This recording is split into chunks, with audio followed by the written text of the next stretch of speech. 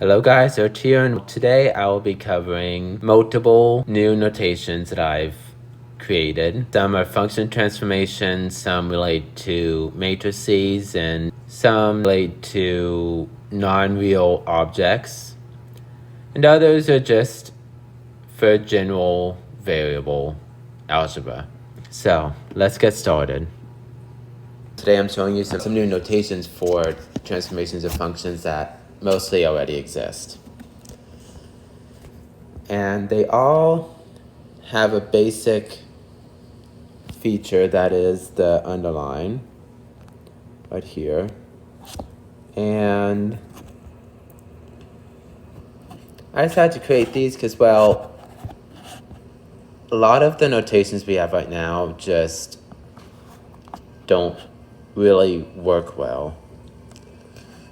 Like, yes, we can write something like f of x to the fifth, and everyone knows what that is. But when you write f5 of x like that, depending on context, it can mean anything. So I have this character with the underline or with the overline to kind of show what transformation you're putting onto this function. So first we have the powers, which I just kind of explained. So like f to the fifth. Now when I write things, it will be f line p 5 and then x. This 5 could really be any power. It could be negative, positive, whatever. Let me actually write that down here. So next is the inverse function. This one's special because it involves a second letter with a line under it. So, that f is like not good. You know what? I don't care. So we'll do f of underlined I, x, and then v, k. Let's do x, y, z, w. So these underlines are so you know that the things that are being underlined are quote-unquote operators and not actual variables. Well, operators on the functions or transformations. So what this does, let's say k is wrong thing.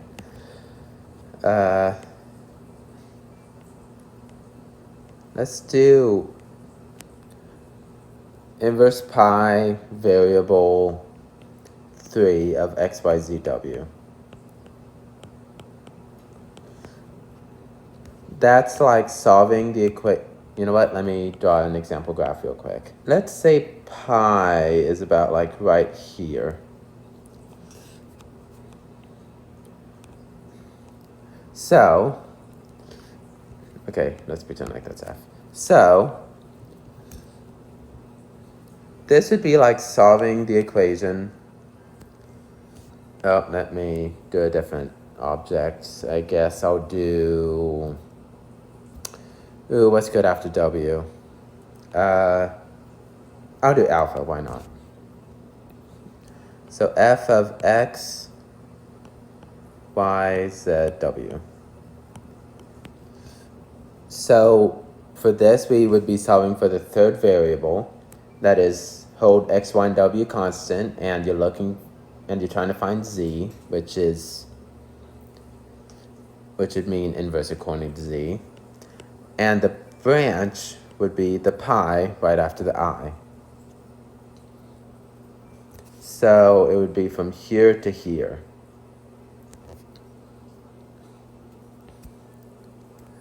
Let's say yeah, so that's that. I don't really have a better way to explain it. So to summarize, the number after the underlined I lets you choose the branch of the function you want to do the inverse of, and the number after the V, which will always come after the I with its number, chooses which variable you're taking the inverse of for multivariable functions. But if you're doing just one variable function, like tangent of x, this is actually a really good example. Let me draw this out real quick. Okay, not the best drawing in the world, but it'll do for now. So, we're looking for f of,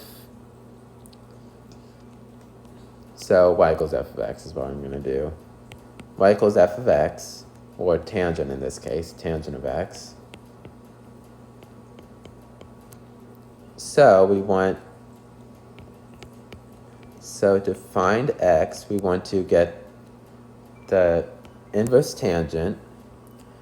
And let's say we want to use this branch right here. This branch.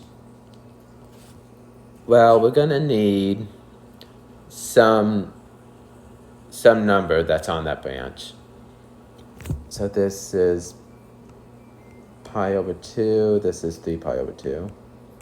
So anything between 3 and 5 pi over 2 is a good number for this. So let's just do 2 pi.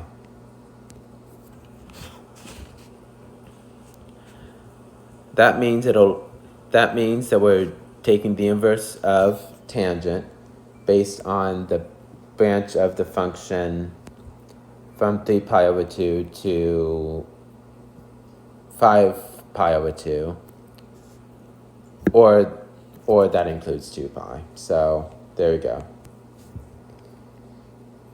Now obviously you could do more advanced things. So like this 2 pi, the 2 pi isn't the only thing that go there. This 2 pi could be anything between 3 pi and 5 pi over 2. Well, 3 pi over 2 and 5 pi over 2. Now, let's move on to the next one. Let me check this off. Oh, wrong tool. Next is derivatives. I'm about tired of using this, but let's see. Might as well keep using it. So, usually for derivatives, you'd write df over dx or something like d to the n over dx to the n of f of x. And that's fine and all, but when you're doing things with Taylor series or other transformations of these functions, it just doesn't really look the best. So I propose a new notation. F line dn of x, well, line dn, and then for people that want to do partial derivatives, v, and then k. So, like the inverse, like the v and the inverse, you're choosing which variable you want to take the derivative with respect to. So let's do x, y, z, w again.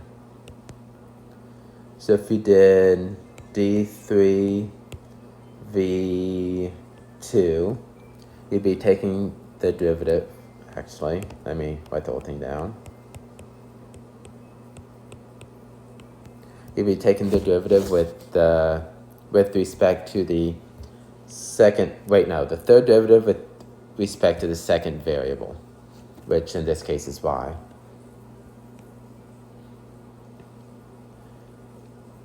Okay, there you go. So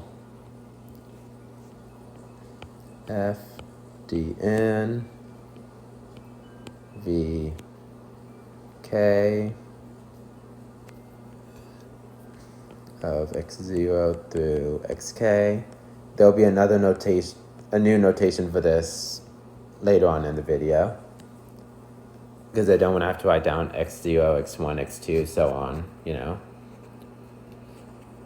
I could write this, but there's an easier method I'll show you at the end. So for this, vk, actually, let me change this. So in this case, k would have to x1. There we go, now that, so, just so it matches. In this case, k would have to be between 1 and n. And actually, it always will be 1 and the number of variables in the function. So that would be, oh, I love being a lefty, it's awesome. You know what I'm going to write below. So for this, you'll be taking the nth derivative. Yeah, the nth derivative, actually, I just rewrote what I was just writing. So d over dx. And then it's the kth, with respect to the kth variable, and the nth derivative, like that. Then f of x1 through xn.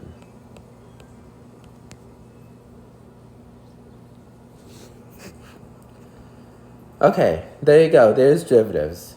Now, what was the next one? So the next one is very similar. It's the discrete derivative from, or the difference from discrete calculus. And this is also very similar. It's just follow the same rules as this. So let me write this down real quick.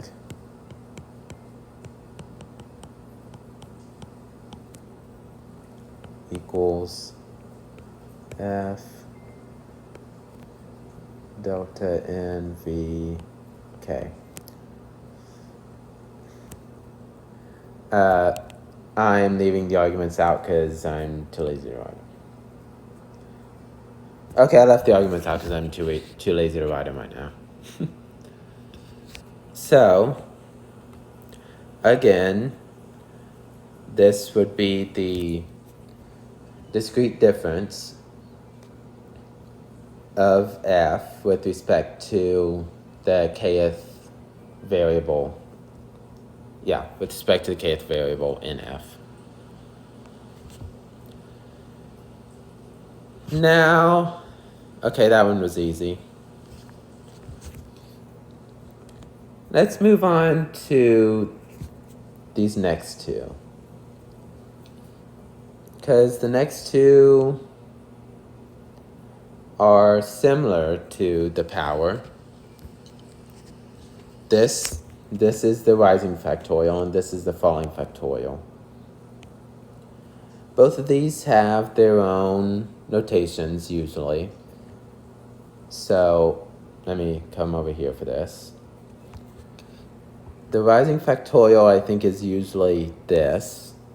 And the falling, from what I remember, is usually this. Doing this off of memory. So if I get things wrong, please correct me. But these two notations are fine sometimes, but for me they're not, because you will sometimes want to have something like parentheses x, parentheses n, or you might have a huge long formula in the power, in the exponent, like x 2n plus 5 plus k squared or something like that, I guess.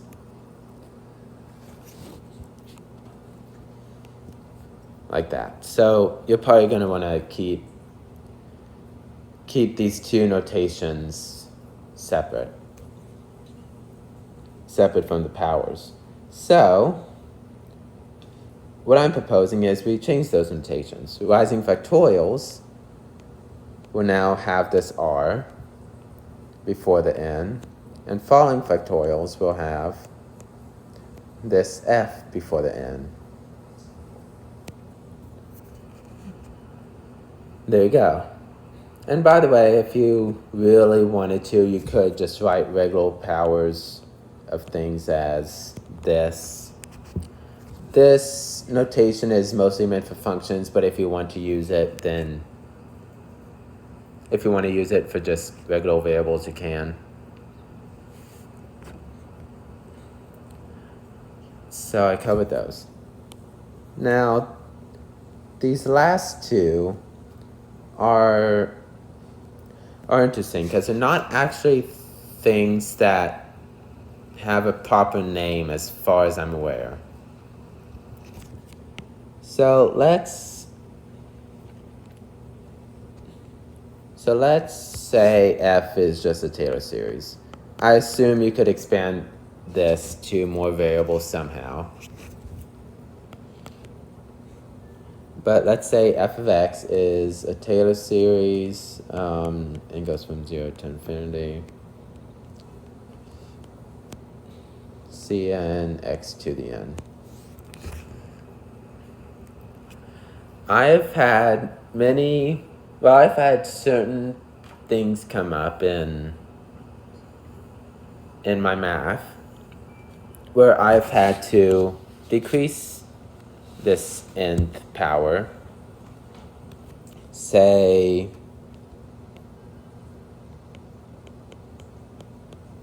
like that. Actually, no, that's not a good example. Like Cn xn minus 1. There we go. So usually you'd have to change the index like that. And if you're doing, and you can go even further with this. This is what I will call the tau transformation. Tau k of x equals that. So basically the idea is that you are slowly removing powers from f. Now there's another way you can remove powers, and that is the sigma transformation that I created, of which is just Cn x to the n. Just that. So that's what those two are. Now, we can of course describe those using a little bit of an easier notation, because these Cn's and all that just doesn't work. Just don't work. So let's start with f of x, and then as we all know, the zeroth coefficient in the Taylor series is just be f of 0, or really f of c if you're going to do x minus c. I'm going to stick with f of 0. So f of x minus f of 0, assuming this Taylor series is centered at 0. And then over x. So that's basically like removing the y-intercept and dividing by x. Or it's a way to divide f of x by x without having to worry about a asymptote at x equals 0. Assuming f of x is not 0. Well, assuming f of 0 is not 0.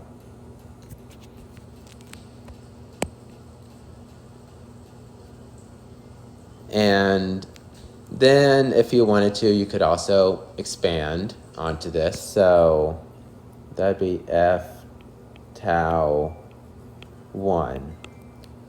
F tau 2, you'd just be adding xf prime 0, then square, and then for the next one you'd be doing minus x squared f, and now I'll use my custom notation, d2 0. Again, that's the second derivative with respect to x.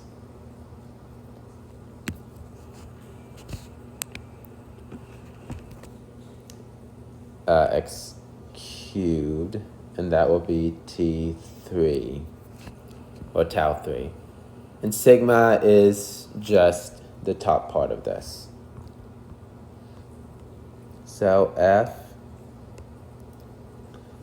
tau k can just be described as f sigma k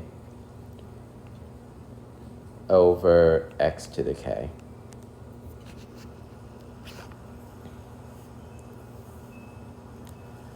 But of course, this transformation could be useful if you're dealing with an x that's really huge. Like you're doing f of, you know what I'm going to write down, f of like e to the tangent roots x or something like that. Or even something worse. Because you don't want to write e to the tangent root x to the k down. Under that, just too much. Anyways, I got those transformations. Okay, I got those transformations done. Ignore the fact that I just accidentally erased that. Now, we'll look at what seems to be missing from these sums. Now, usually, when you're writing a sum, let me go all the way down to the bottom. When you're writing a sum, you just do sum xk, right? I'm going to just do k for now. The indices don't really matter here. You just do something like that. The boundaries, not boundaries. I'm going to say boundaries because I don't remember what the actual term is right now. Mind blank.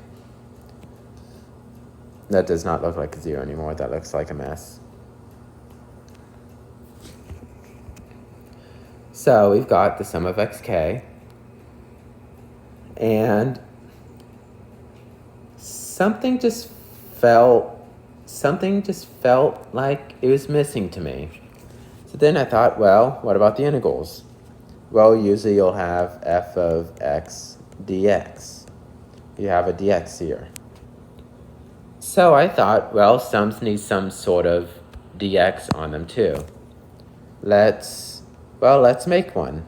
So I decided to start using the Ethiopian letter Su. If I can draw. There we go. So that'd be a new notation for a sum. And this Su object, by the way, it's just SU, it's not SUE. It's like that. This Su object would not only be used in this fashion with sums, but it could also be used to finish off products or really any huge operator like these sums. So sum, product, coproduct, union, intersection, stuff like that.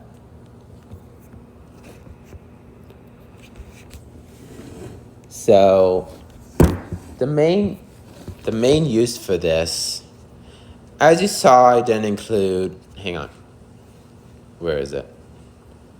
I didn't include Su in these sums because there's not really anything to put after them.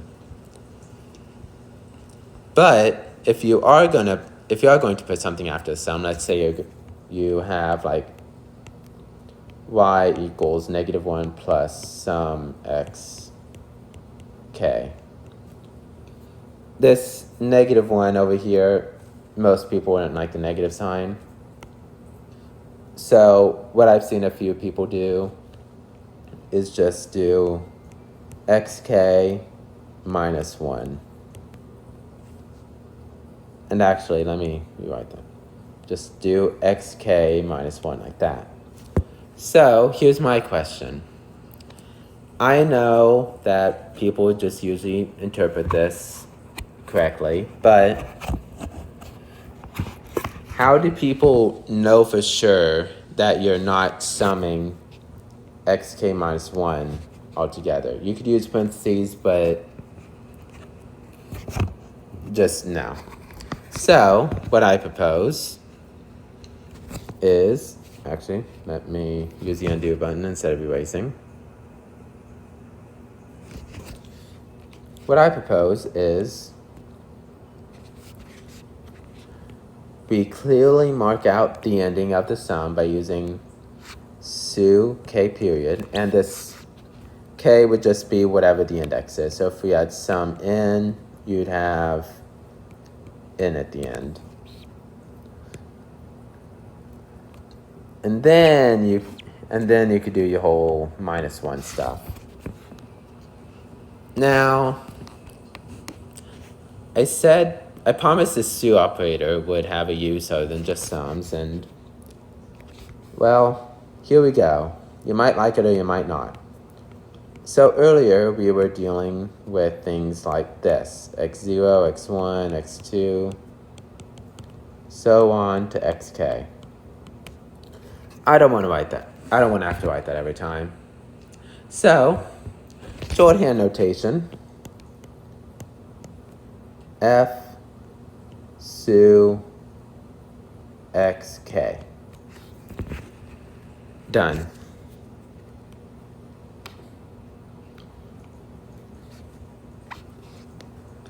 Done. Boom. Super short notation, and it's awesome. Now, I'm not done yet, because sometimes this listing operator just won't do you justice. Like if you did 1, 2, 4, 8, 16, 32. Like that. That's powers of 2. That's easy. So, if you have something like this if you have variables like this that have a pattern to them, what you can do under my rule book is just write a big ol' X here. It's just like the sum operator. N goes from 0 to 5 of 2 to the n. Yes.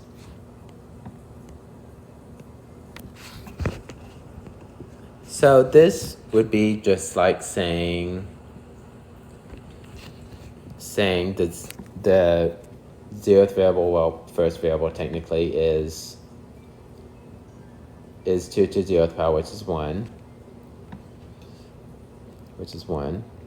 The second variable is for n equals 1, which would be 2.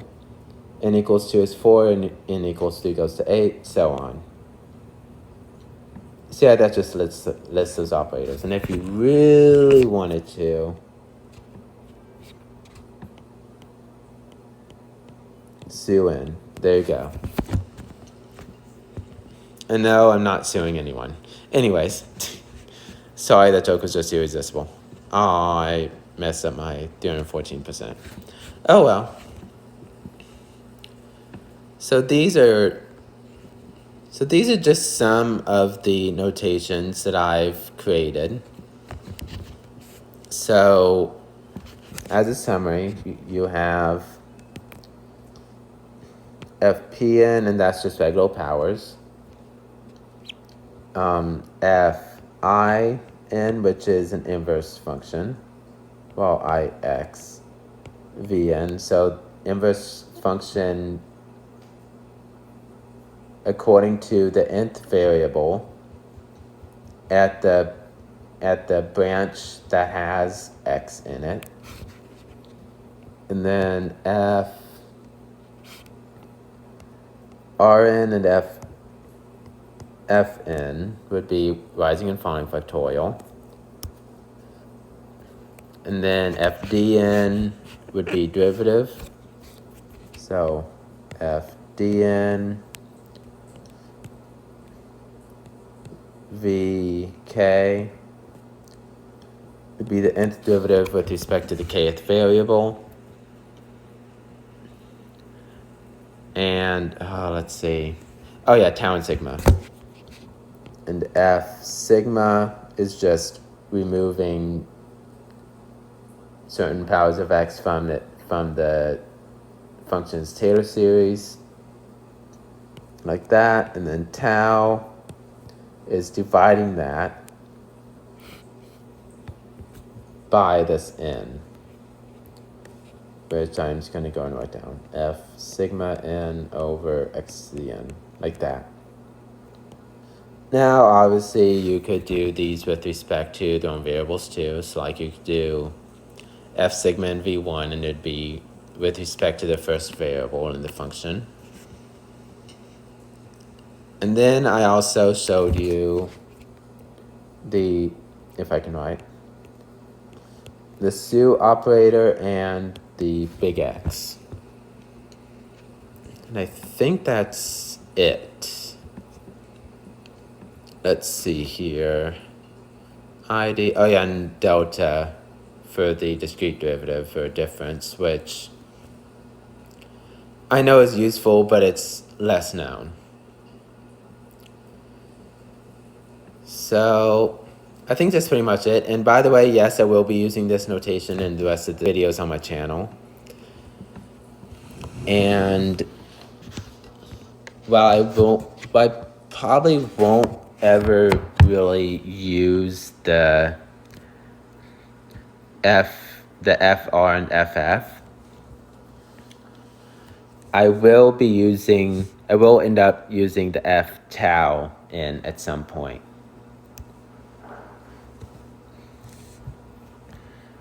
Let's see, and I definitely will be using this F inverse,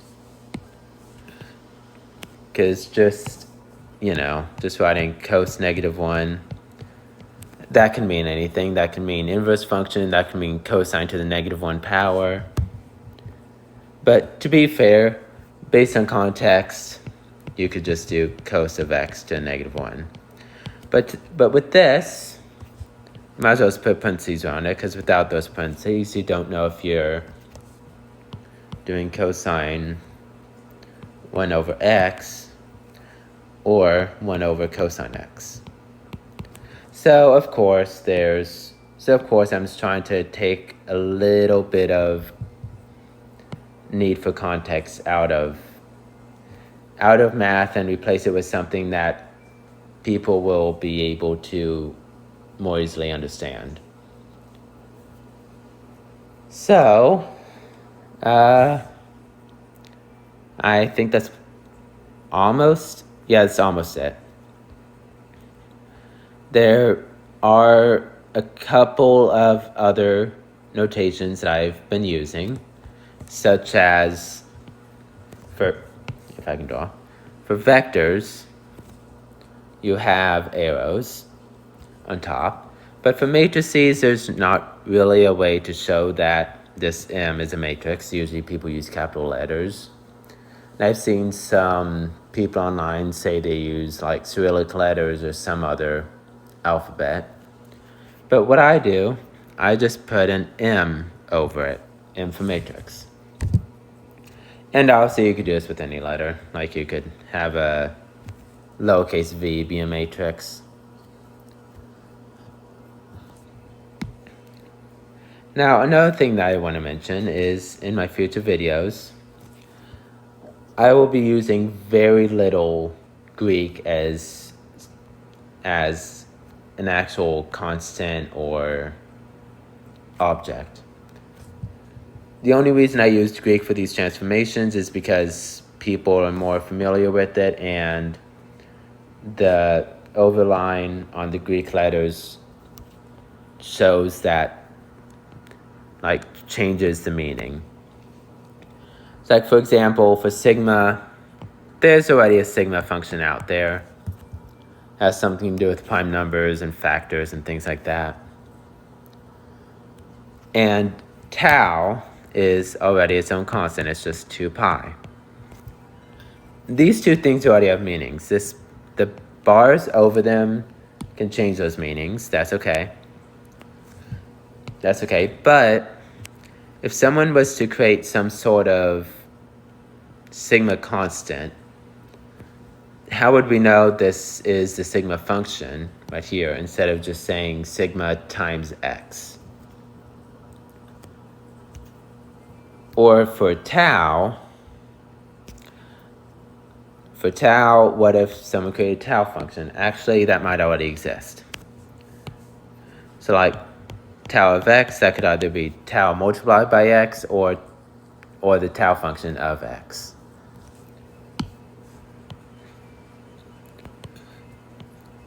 I really wish there's a good thing to put on top of functions to denote that they're functions and not constants. But I haven't thought of something really cool like that yet. When I do, I'll make sure to update y'all. Anyways, third time I'm trying to record this, and second time I've started over after that. Anyways, I realized I forgot something very important about the function transformation notations, and that is you don't have to put them with just a function. Like the way I was using them in the video, we were doing something like this, fd3 of x. That's great and all, but there's more you can do with this. Like, for example, you can list them, d3 tau 2, like that. And then let's say we want to do, actually wait, let's just go all out. d3, and let's do the second variable for the derivative, and then tau 2 v3. So the second tau transform with respect to the third variable. So you can list them out in whatever order you need, however many times you want. And you could even, after this, just write a singular I for inverse. Now, I've decided that the default value for this I should be 0. So anytime there's nothing after an I, or it's just another letter instead of a number, you would just assume that the branch is just 0. Well, the branch with x equals 0 in it. Another thing you can do, let me just do that. Another thing you can do is you can put things in parentheses with this. So let's say I wanted to do e to the tangent roots x plus 2 cosine of e to the x, so I don't know, plus cos x over x squared. Well, cos x, minus 1 over x squared. There we go.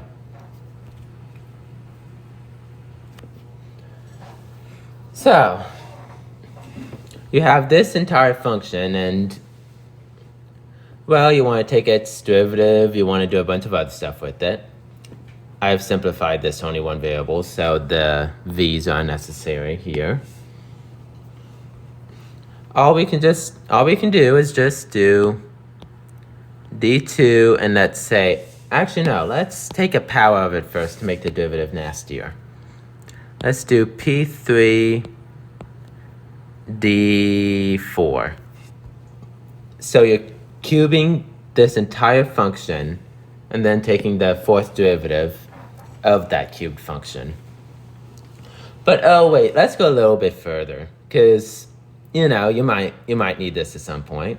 Let's take the tau, if I can write. Thank you very much. Okay, now that's messy. That is messy too, okay. you can take the tau transform to, there we go, so you can list it. And once you're done with all that, take the derivative of the inverse, actually the second derivative. So yeah, you can just do anything you want with this. It doesn't have to be just on an F. And obviously, if you wanted to, you could have multiple variables in here and choose different variables for different transformations, like I did up here. So you can mix and match these in any way you want. You can put these on things other than functions. Like, who knows, you could do a matrix to the rising factorial of 5 and then the falling factorial of 2. Who knows? So there you go. That's all I can think of for now.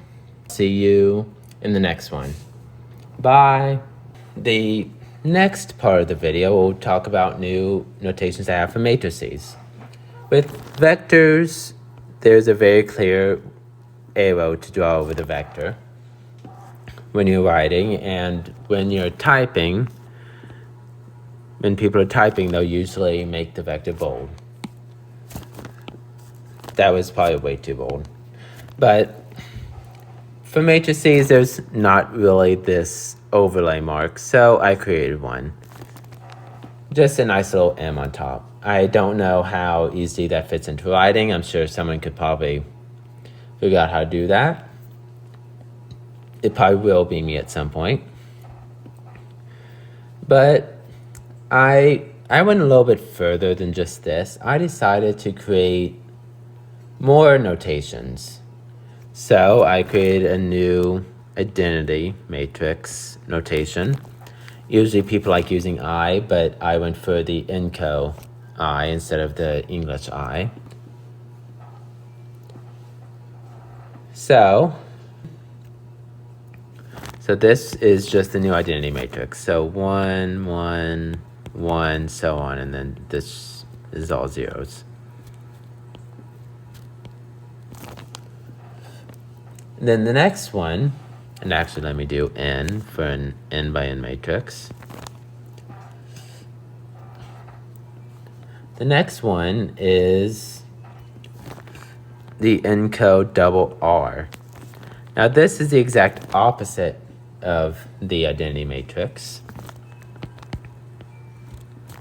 That is, it has zeros on the diagonal and 1 in every other cell.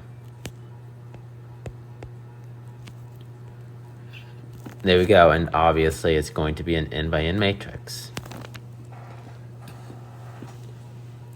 And then the last encode letter that I use is the encode D, which looks kind of like a sideways B, and put M on top of it to show it's a matrix, N comma K actually. I wrote this a little too high. Anyways, this is an n by n matrix like that, and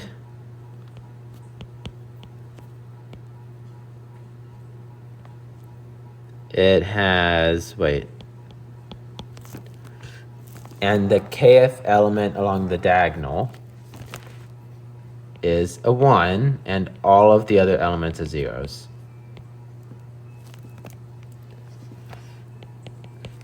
And then everything else is 0. There we go. This will become useful in my theories later on when I need a way to write this type of thing down. And as you can see, I'm using a bunch of alphabets you've probably never heard of before. So, on to the next thing. I will be using more than just Greek and Latin. I'll be using some Cyrillic characters, some characters from Indian alphabets. I even use a couple of African ones, like you saw the Ethiopian Sioux letter earlier. This if I can write. This one. So overall, basically I'm trying to say I do whatever I can to stay away from using Greek and Latin as constants. Like say I wanted to name some sort of thing like 1.51, 2, 3, 4, so on. As a constant, no idea what that number is, that's made up. I'm not using Latin or Greek, I'm using some other character. Oh, what could I use? There's so many characters. Yeah, see, that's the thing. There's so many characters, I start to choose which one I'll do. 5 minutes later. I'll do the Cyrillic Y for this, which is this. Looks similar, kind of similar to an N, except it's flipped. Or there's other alphabets I could use. I could use a Signala letter. Let's do Tha, I guess. Like that, and it has like the thing. There we go. See, there's so many really cool characters out there. Yes, I know it's a little bit harder to put them on Unicode, but it's worth the struggle, you know? Not Unicode, to put them into LaTeX, but it's worth the struggle. Found a really good site that has the Unicode table, and that has a table of all like Unicode characters from all those different alphabets. And honestly, it's how I discover most of those characters. I do really like Inco, but I'll also be using a lot of Telugu, I think the name is. It has a lot of really cool swirls and like W looking things with loops on them like Signala does. Just so many really cool symbols out there that I think mathematicians need to use more of, instead of just sticking to English and Greek. So then there's only a couple of other things. There's another alphabet I use called Oriya, which I'm using for just general symbols.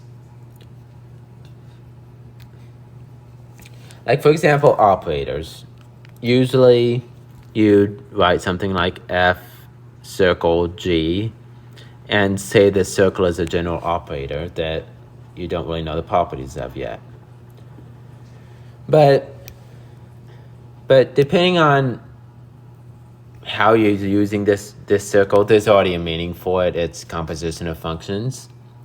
So I decided to devote one specific character to being a general operator. And it actually looks like a pretty good operator. But doing this just means it's a general operator that you haven't really done enough with yet to give an actual name to, or devote a symbol to. Now let's look at something like the quaternions. A plus BI plus CJ plus DK. So with things like quaternions, you'll sometimes want to specify the coefficients and the units. So the units would be the IJK and the coefficients would be ABCD. But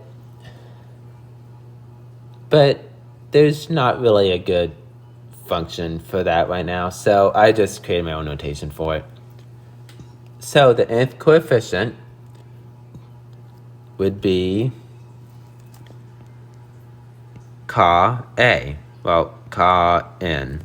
So Ca 0 would be A, Ca 1 would be B, Ca 2 would be C, Ca 3 would be D. And the unit, I think the symbol looks really cool. It's this. the nth unit. And then this is the nth unit. So the first unit is j, first is I, second is j, third is k. Sorry for that. That's all the